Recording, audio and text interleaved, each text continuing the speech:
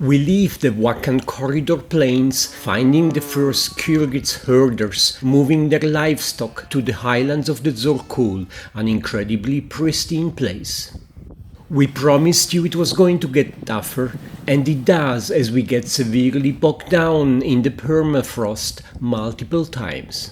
We abandon our attempt over the pass, meet some locals, and return to the easy-driving Pamir Highway.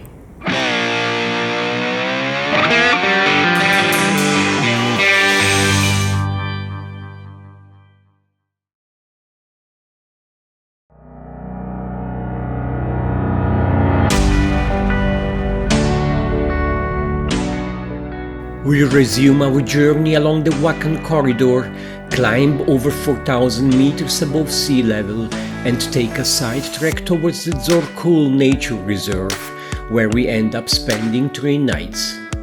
Our attempt to pass through the southern East Lakes route unfortunately fails, and we have to backtrack onto the classic Pamir Highway, reaching Bogged with little fuel to spare.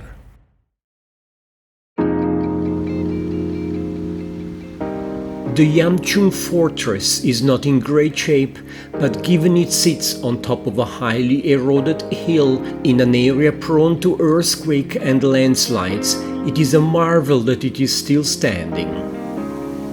Despite the chilly weather, we enjoy these last Wakhan Valley plains that offer just enough resources for subsistence farming.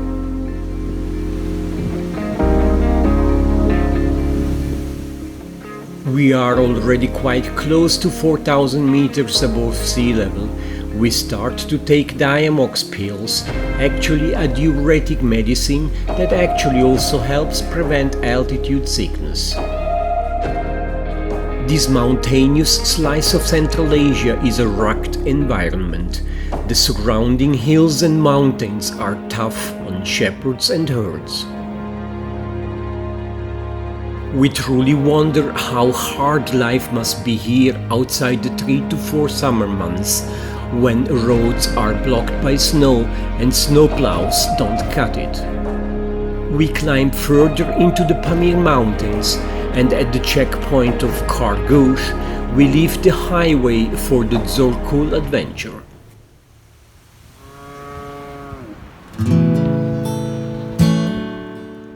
Nomadic herding is a crucial livelihood activity, along with the subsistence farming we have observed in the past few days. The Kyrgyz herders seasonally move their livestock to the highlands of the Zorkul Nature Reserve to graze upon the lush grass in the summer, since the reserve has excellent pasture. As this is the end of May, we are fortunate enough to encounter the very first nomads undertaking this move, on both sides actually, the Tajik and the Afghan across the river.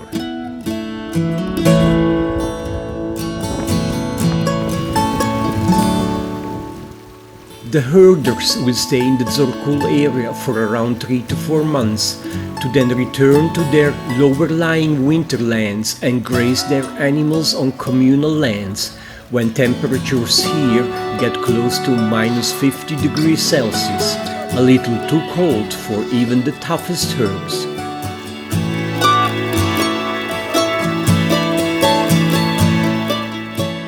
Cows and goats are the most common livestock, but for the move itself, the herders ride horses, donkeys, and even camels. For the first night, we camp on the shores of the river, which we could have easily crossed by foot into Afghanistan.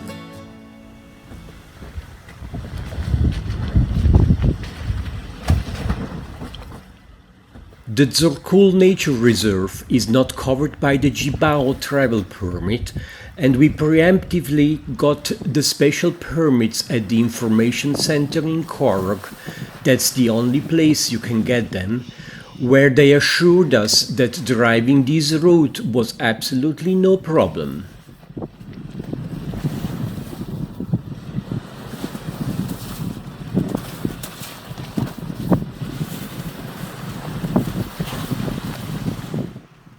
Driving these trails is a new level of challenge though. Pure off-road that pays off with some of the most beautiful panoramas, pristine lakes and sumptuous mountains.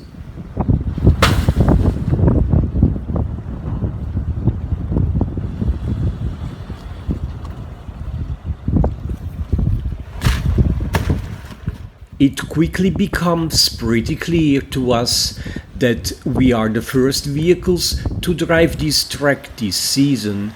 On those sections covered by snow, we can't spot any car tracks.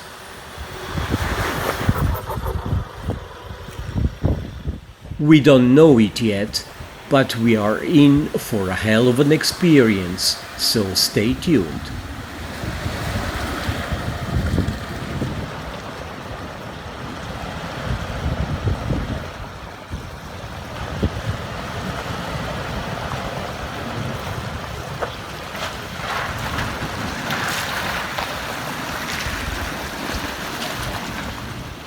The Zorkul Nature Reserve has been on the tentative UNESCO World Heritage List for several years.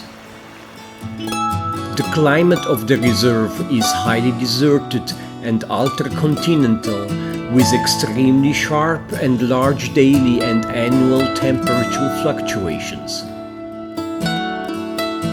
Situated at altitudes of 4,100 to 4,300 meters, the winter in this region is very inclement and long, with an absolute minimum of minus 47 degrees, while the summer is short and cool, with an average temperature in July of 13 degrees. The vegetation cover of the reserve is very poor, and wooded vegetation is completely absent. The mirror reflections of snow-covered mountains are wonderful to say the least, and the ambience of calm and wild beauty is overwhelming. The Pamirs are often called the roof of the world, and the Zorkul may well be its chimney.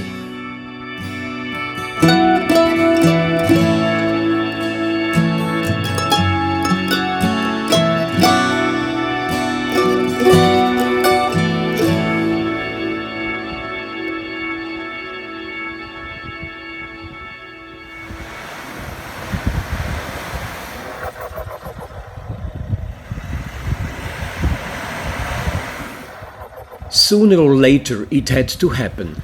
We are stuck in the mud for good. Luckily it's only the rear. The winch should pull us free.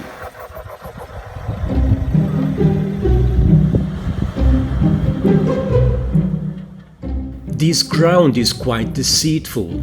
For most of the day and at night it's absolutely compact. But in the afternoon something interesting happens. When you walk over it, the surface feels solid and stable, but when you drive it, you sink in and get bogged down. This must be permafrost that melts in the summer.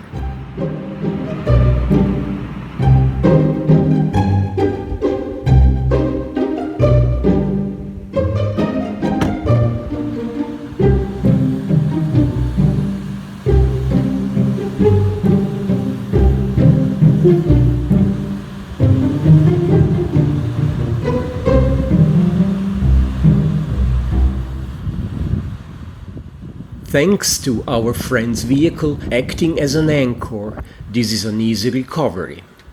The real problem though is that if something serious happens, we are more than a day's drive from the nearest inhabited spot, that's the checkpoint of Kyrgyz, so we better be cautious. Not much further ahead, in the attempt to find a drier track, we are bogged down again, and this time we are laying on our belly with all four wheels spinning.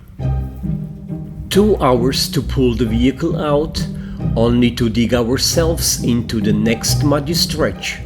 Third bogged down, the worst. This last recovery takes 5 hours. unleashing every piece of equipment in our arsenal. Really tough at 4,200 meters elevation, temperatures near 0 degrees, snowstorm at times, and with the night approaching. This is truly extreme overlanding.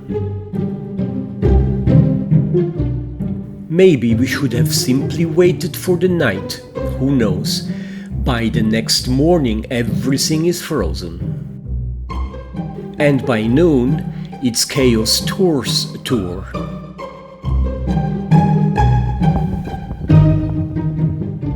This accelerated clip shows how far the vehicle needed to be pulled until it reached solid ground. On the way in, it all seemed so normal. Apologies for the poor clips of these recovery scenes. Filming was really the least of our priorities.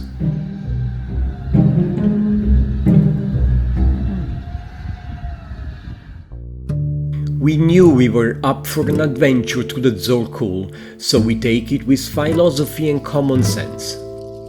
A short reconnaissance up ahead shows that the oncoming lakes area is completely covered by snow, so we decide to abandon the expedition over the pass and return the way we came. A few days later, while talking to some guides, we came to know that nobody drives this route before July-August. We were definitely way too early in the season. Nice try.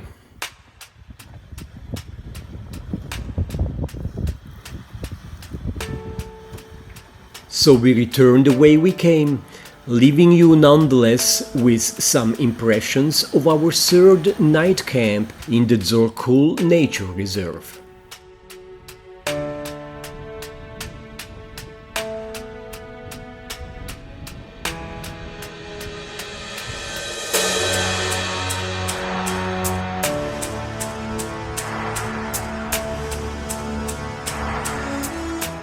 It's a heavenly life here and a living hell.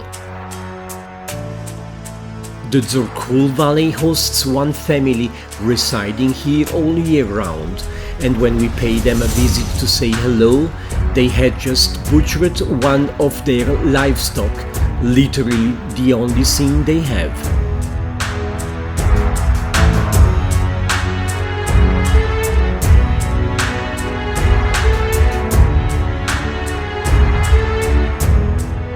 The Zorkul adventure has been one of the most intense we have had on our journey thus far, and we made it back pretty unscathed thanks to our great friends Sylvia and Holger from chaostour.ch, and obviously my wife Chiara, a great team that stands together when it really gets tough.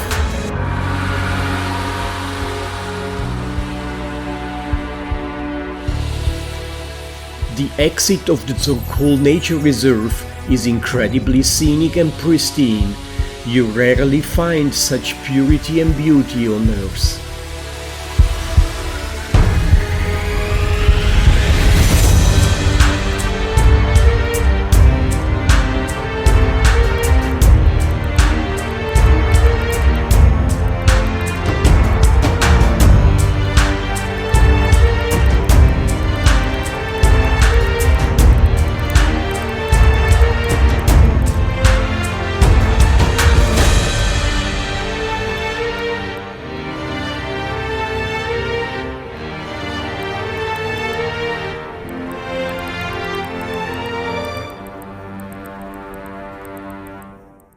We eventually make it back to the M41 Pamir Highway, which is paved in parts with the usual potholes though.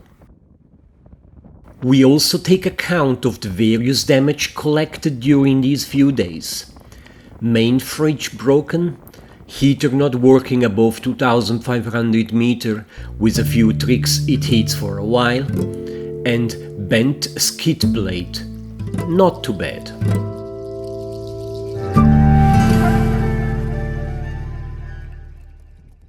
With little fuel to spare, we head towards Morgab, greeted by some of the most impressive scenery and landscape.